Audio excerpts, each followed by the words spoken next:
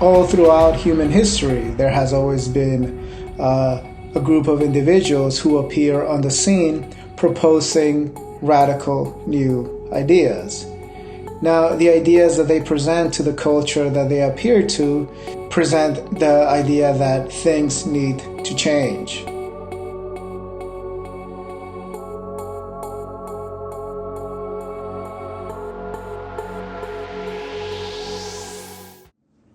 Welcome to Esoteric Nation. In this episode, we're going to explore the subject of Western Esotericism. Western Esotericism is one of the fast-growing fields within esoteric philosophy.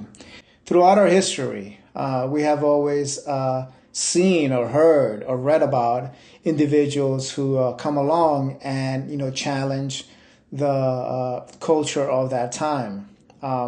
These individuals come out of almost nowhere and start proposing these radical new ideas, which imply that the culture, the political culture, the academic culture, that all these systems need to be reevaluated, restructured, and renewed. Now, of course, anyone who is in a position of authority is not going to welcome these kinds of ideas, because the aim of anyone in a position of authority is to stay in power, right? So in this episode, we're going to explore this subject of Western esotericism, and we're going to define it. There are four main characteristics that are used to identify Western esotericism or esoteric philosophy. And throughout history, there has always been new ideas that are proposed, and they are rejected by the authorities, whether it's religious authorities, political authorities, or academic authorities. Right? Now, prior to the 1980s, that was typically the pattern of esoteric philosophy, or what we are now calling Western esotericism. That was the typical, a pattern for these ideas, that they were instantly rejected. Now, after the 1990s, there has been a gradual growth of these ideas and in a gradual acceptance of these kinds of ideas in all walks of life, right? So it has gained some footing in our modern culture. So this new term, Western esotericism, is the official term that has made its way into official academic university systems.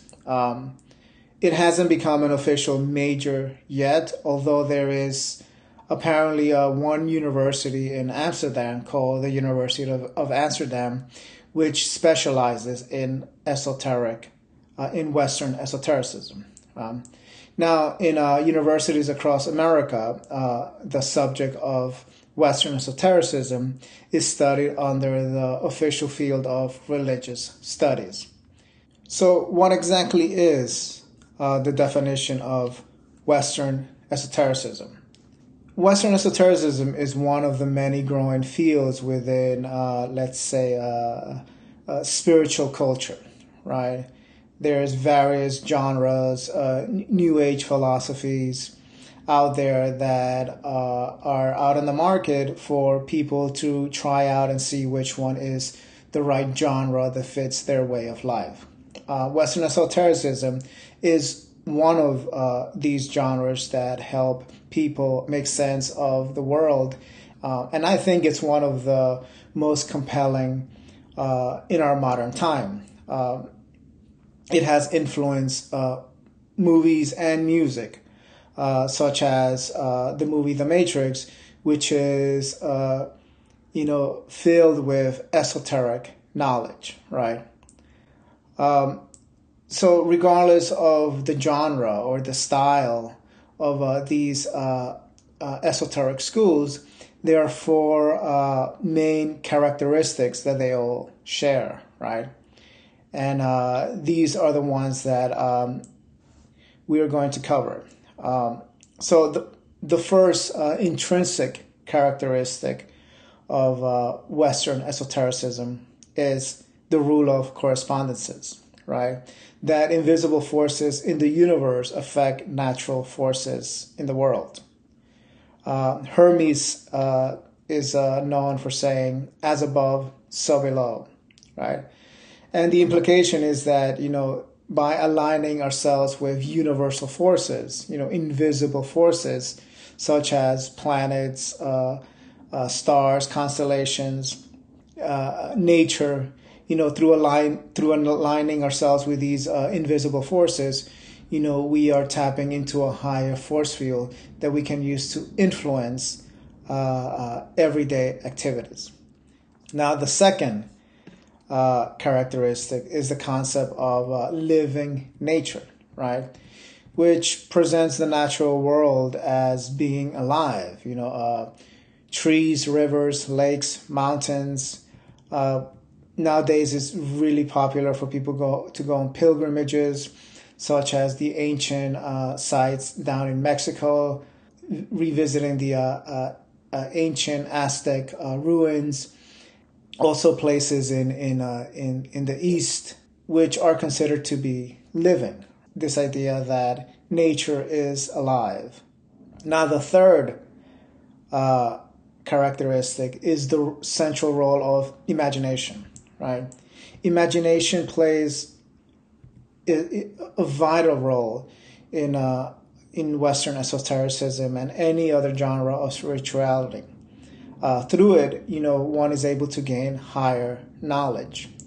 Some esoteric philosophers consider the imagination an organ of the soul, right? And through imagination, one can practice methods like meditation and contemplative study, which allows the mind to gain insights into the hidden aspects of reality. Now, the fourth characteristic of esoteric philosophy or Western esotericism is the concept of transmutation, right? A student of the mysteries is on a self-development journey, right? The aim is to discover ourselves so that we can become the best version of ourselves, so that we can be of better service to the world.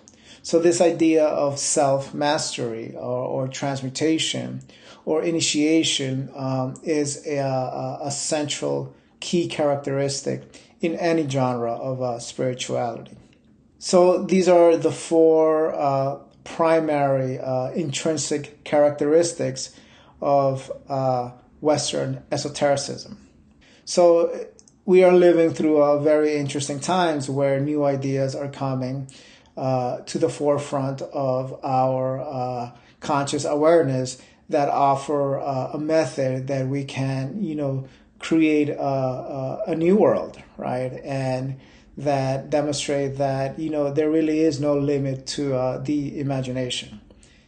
So in conclusion, this new field of Western esotericism, has made its way into formal academic universities, and areas such as entertainment are the ones that benefit the most because they are centered around creativity, right? And esoteric philosophy and the creative imagination go very well together.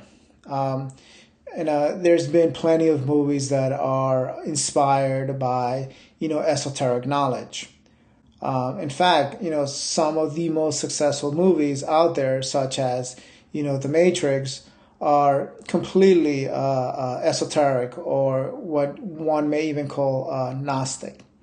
Music, right? Music also is an area in which these kinds of ideas are welcomed in, as well as in literature, such as is the case in works like Harry Potter.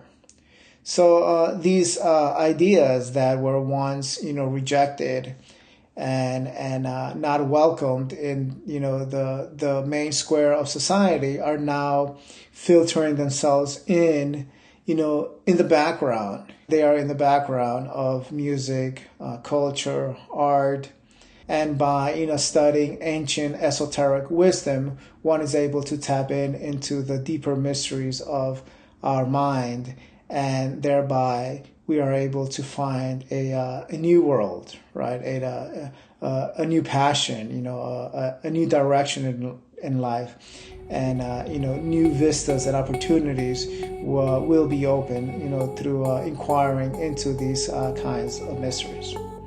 So in this video, we have explore a little bit of the philosophy, the theory, and the definition of what we call Western Esotericism, or esoteric philosophy.